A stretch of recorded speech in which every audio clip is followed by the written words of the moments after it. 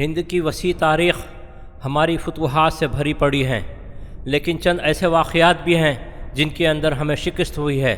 ہماری شکست کی بنیادی وجہ یہ ہے کہ ہندوؤں کے وہ میٹھی باتیں اور جھوٹے وعدے جو مسلمانوں سے کیے جاتے ہیں اور مسلمان ہندوؤں پہ بھروسہ کرنے کے سبب ہمیں شکست سے دوچار ہونا پڑا، کہ آج بھی ہندو اپنی میٹھی زبانوں کے ذریعے ہمیں دھوکہ دیتے ہیں کہ کشمیر کا مسئلہ وہاں کی علیحدگی کا مسئلہ ہے، یہ سیاسی مسئلہ ہے، یہ ہندوستان کے دیگر علاقے کے مسلمانوں کا مسئلہ نہیں، لیکن بنیادی طور پر یہ اسلام اور کفر کا مسئلہ ہے۔ اس کو سمجھنے کے لیے جب راشٹریہ رائفل کے جوان مسلمانوں کے گھروں پر کشمیر میں حملہ کرتے ہیں، بوڑھوں کو، عورتوں کو اور بچوں کو قتل کرتے ہیں اور جے بجرنگ بلی کا نعرہ لگاتے ہیں، راشٹریہ رائفل کے جوان جے بجرنگ بلی کا نعرہ لگا کر اس طرح ہندو راشٹر کے لیے راہ ہموار کرتے ہیں، اور جیلوں میں جو ایذا مجاہدین کو پہنچائی جاتی ہے وہاں اسلام کو اور مسلمانوں کو گالی دی جاتی ہے، مسلمانوں کو اذیت دے کر قرآن کی بے حرمتی کی جاتی ہے۔ یہ تمام جیلوں کے حالات بھی مسلمانوں کے سامنے ہیں۔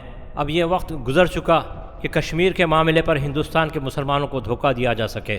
ہندوستان کے مسلمان جانتے ہیں کہ کشمیر کے اندر جو کچھ ظلم و ستم ہو رہا ہے وہ محض مسلمان ہونے کی بنیاد پر اسلام اور مسلمانوں کے خلاف طاقت کا غلط استعمال ہو رہا ہے۔ ہندوستان کے مسلمان ماضی کے ان حالات کو بھی نہیں بھولے ہیں جن کے اندر ہندوتوا افواج نے مسلمانوں کا آسام، بنگال، جوناگڑھ اور حیدرآباد کے اندر قتل عام کیا تھا۔ جب ہندوتوا حکمرانوں کا تعلق پاکستان، بنگلہ دیش، افغانستان اور برما کے ہندوؤں سے ہو سکتا ہے جن کے لیے CAA کا قانون بنایا گیا اور ہندوؤں کو بھارت کی شہریت دی گئی، تو کشمیر کے مسلمانوں سے ہمارا تعلق کیوں نہیں ہو سکتا؟ جبکہ ہمارا بنیادی تعلق تو لا الہ الا اللہ کی بنیاد پر ہے، جن کا دین بھی ایک ہے، ایمان بھی ایک ہے، رسول بھی ایک ہے، قرآن بھی ایک، جن کی تہذیب بھی ایک ہے۔ کیوں کر ہم کشمیر سے علیحدہ ہو سکتے ہیں؟ اب وہ وقت نہیں، بلکہ وقت یہ ہے کہ کشمیر میں جو مظالم ہوں گے اس کا جواب ہندوستان کے اندر دیا جائے گا، جو ہندوستان کے اندر مسلمانوں پر ظلم ہوگا اس کا جواب کشمیر سے دیا جائے گا۔ جس طرح نہرو اور گاندھی نے مسلمانوں سے برابری کا حق دینے کا وعدہ کیا تھا، مسلمان اس طرح کے اب جھوٹے وعدوں پر اعتبار کرنے والے نہیں ہیں۔ بدلے ہیں یوں حالات کے حیران ہم کھڑے ہیں، بدلے ہیں یوں حالات کے حیران ہم کھڑے ہیں، اپنی وفاؤں پہ پشیماں ہم کھڑے ہیں، اپنی وفاؤں پہ پشیماں ہم کھڑے ہیں۔ آج میرے مخاطب ملت اسلامیہ کے وہ درد مند طلباء اور نوجوان ہیں جو شکست کے اندھیروں میں مستقبل کی فتح کا یقین رکھتے ہیں، جن کی بصیرت اندھیروں کو چیر کر نئی صبح طلوع ہونے کو دیکھ سکتی ہے۔ ان نوجوانوں کو چاہیے کہ اب وہ کشمیر کا رخ کریں اور اپنے مظلوم بھائیوں کا ساتھ دیں۔